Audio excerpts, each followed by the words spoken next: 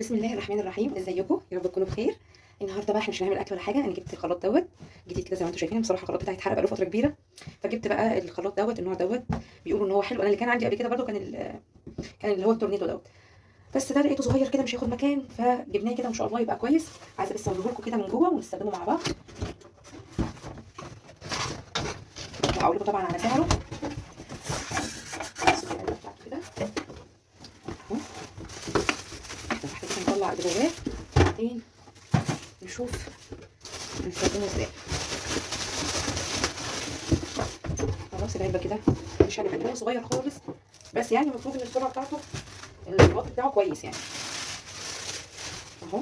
ده اكيد بقى الكتالوج بتاعه هو تقريبا ده العربي يعني. توريدو ده تبع شركه العربي او حاجه، مش عارفه بصراحه، هو مكتوب كده يعني ضمان. تمام. وده اكيد بقى الاستخدام كل ده هنشوفه. وده الضمان بتاعه اهوت. ماشي هنشوف بقى الكلام ده بعد كده شويه. وتعالوا بقى نشوف الجهاز نفسه. هو صغير كده زي ما انتم شايفين خالص. تقريبا دي مطحنه اهي، برضه هنستخدمه مع بعض ونشوف كويس ولا مش كويس. نفك السلك بس كده عشان نعرف. خلاص. وده الشفشق بتاعه ده لتر ونص. ده لتر ونص، هو مش كبير يعني، هو كويس. في مطحنه ثانيه انا قلت هي فين اهي، بس انا مش عارفه، حاسه ان الاثنين شكل واحد صح يعني. زمان الخلاط بتاع زمان بتلاقي فيه المطحنتين شكلين، يمكن انا ما اشتريتش خلاطات من زمان قوي بصراحه. هو نفس الشكل بس ماشي. نخلي واحد نعمله بقى للبهارات، والتاني ديت هنعملها مكتوب واحد واثنين اهو. ونعمل ده بقى للسكر اي حاجه تانيه بقى ما تكونش يعني عشان ما يلقطش من طعم البهارات. تمام كده. تعالوا بقى هشوفهم شطف كده على السريع ونجرب نستخدمهم ازاي. تمام. دلوقتي بقى نشطف الشفشق كده حاجه بسيطه، واكيد بقى هنجرب الطماطم. مش هحط كتير كده في الاول، هنحط كده يعني مبدئيا كده كويس قوي. ونزود طبعا شويه من الميه. وتعالوا نشوف بقى هنشغله ازاي. مش عارفه هو ليه يقفل ولا لا. نجرب برضه واحده واحده اهو. هو تقريبا كده الغطا بتاعه اهوت حلو قوي. خلاص كده نقفل بس من هنا والغطا كمان. يلا نشغل بقى ونشوف. هو تقريبا كده باين عندكم في 3 سرعات. هنجرب كده السرعه الاولى، ده اللي بيفصل. ودي السرعه الثانيه.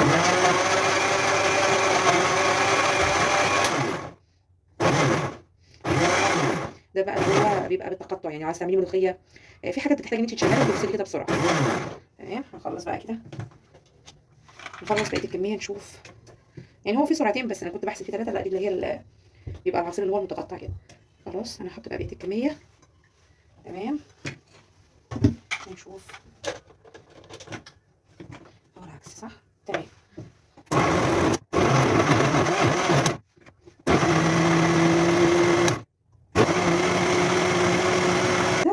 انا شايفه كويس يعني، خلى الطماطم ناعمه كويسه اهي حلوه. الخلاط اللي كان عندي بصراحه كان مدمر الدنيا خالص. يبقى بالنسبه لده كده كويس يعني، العصير كده كويس يعني. ممكن نحط اكتر من كده كمان براحتنا خالص. طيب عايزين بقى نجرب المطحنه. هنجربها في السكر.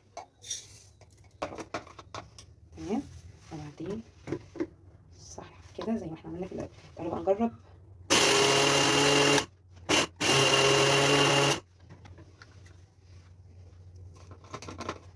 لا حلو قوي بجد. هوريكم دلوقتي كمان السكر هنفضيه ونشوف. بصوا السكر يعني احنا ما لحقناش، شايفين حلو قوي ناعم يعني. نجيب معلقه. حلو قوي صح. هنا كمان برضو ممكن نعمل في نفس المكان ممكن نعمل رز. تيجي نجرب رز برضو. انا مسحتها كويس شويه عشان السكر، ودول شويه رز.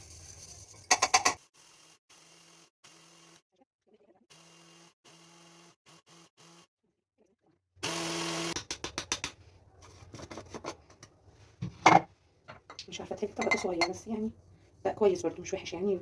تقلي عليه شويه كمان بس هو لا ولا دي بقى تنفع. نحط معلقه ثانيه. بصوا طحنته كويس برضو، بس زي ما قلت هو لما بيبقى مغسول ومتنشف والكلام ده مبيبقاش عليه الزيت، بيبقى في الطحن بتاعه اسرع يعني. بس برضو كويس شغال يعني حلو كده. هنجرب كده يعني. مش هطحن كميه كبيره قوي لان انا بصراحه يعني ما جربتش اطحنه قبل كده. ده حاجه بسيطه خالص اصلا. انا بصراحه يعني لسه مجهزه الحاجات دي كلها موجوده عندي. نبقى نعملها ان شاء الله مره تانية مع بعض. هجرب بقى في نفس الكبه طالما الاتنين شكل واحد. هنجرب ده كده ونشوف اللي فيها ايه.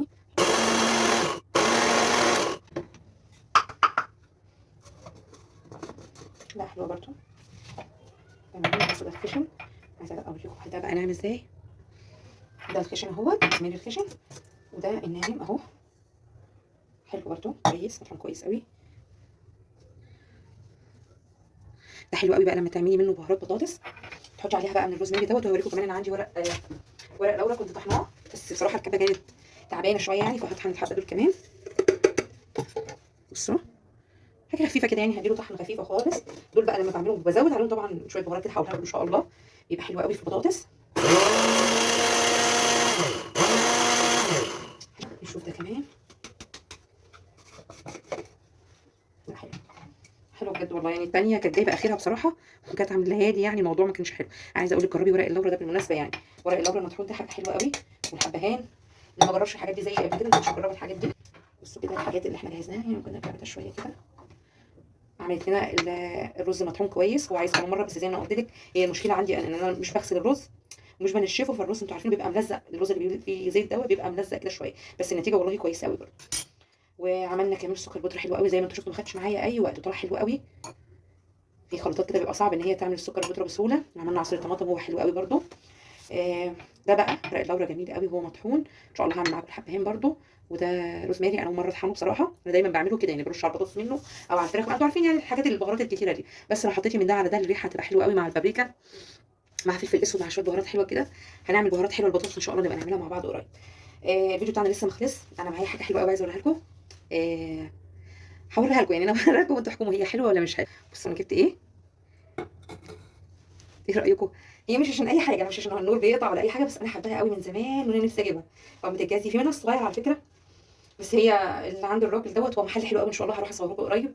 حلو قوي قوي في حاجات، حتى هوريكم كمان حاجه جبتها من عنده، حاجات تحس ان هي انقرضت يعني. بصوا البرطمان ده برضو بقول لكم مش كل الناس هتعرف الحاجات دي. البرطمان ده كان بيبقى فيه منه عند امي لحد دلوقتي على فكره، والناس الكبيره قوي دولت يعني عندهم مش كبيره قوي ولا حاجه، الناس الكبيره بيبقى عندهم البرطمان ده كان، والاكبر منه كمان بيبقى اساسي في البيت. فالمحل اللي انا بقول لكم عليه ده ان شاء الله هوريه لكم. في بقى الحاجات دي على فكره سعرها غالي قوي بره، انا سالت عليها بره كده عند الناس اللي بيبقوا فرشين الحاجات دي، لقيت سعرها قال لي مش زي ما انا جبتها خالص يعني. انا جبتها من المحل دوت، راجل عجوز قوي كده قاعد جوه، عنده بوابير برضو لو حد يعرفها من الجيل ده بتاعي واسع. عنده بوابير وعنده الفواله، الحاجات اللي هي انقرضت دي دلوقتي، في نادر قوي ان تلاقي حد عنده الفواله بتاعت الفول دي. عنده ايه تاني؟ عنده سبرتايه، كفايه ان عنده دي اصلا يعني. عنده حاجات حلوه قوي ان شاء الله، حاجات قديمه قوي كمان. هروح اصور الفيديو ده هيعجبكم قوي ان شاء الله يعني. انا ناويه بقى ان شاء الله اجيب بابور كمان، حتى لو مش هستخدم الحاجات دي بس انا بحبها. هجيب بابور كمان من عنده. وهجيب ايه تاني؟ هجيب شويه حاجات حلوه كده ان شاء الله هفاجئكم بيها. اللمبه دي بقى انا عايزه اجربها كده ان شاء الله دلوقتي، ولعها، احنا ولعناها الصبح، بس انا عايزه برضو اوريها لكم. انا ولعها، كان المفروض يبقى في كبريت كمان بس مش عارفه. تقريبا ولعت اهي. تمام هنقعد شويه بقى. والله مش عشان النور بيقطع ولا اي حاجه، بس هو انا من زمان وانا عايزه يبقى عندي اللمبه دي. استنوا بقى نطفي النور شويه عشان تشوفوا معايا. هطفيه اكتر كمان. شايفين شكلها حلو ازاي؟ جميله صح؟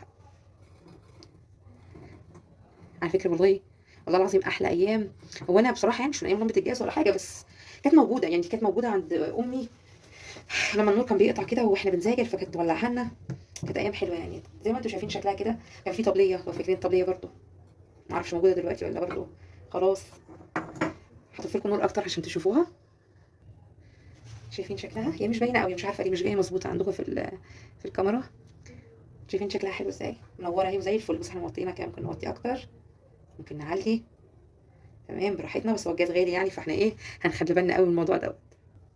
خلاص انا الفيديو بتاعي النهارده خلاص، حلو قوي. خليها بقى حلوه كده. آه مش عارفه في حد تاني عنده البرطمان ده او حد عنده برضو يخلي باله عليه، عشان الحاجات دي ما بقتش موجوده اصلا دلوقتي، بقى كله بلاستيك. الفيديو النهارده يكون عجبكم، تكونوا استفدتوا منه، ولو عجبكم برضو اكتبوا لي رايكم في التعليقات، وشكرا ليكم.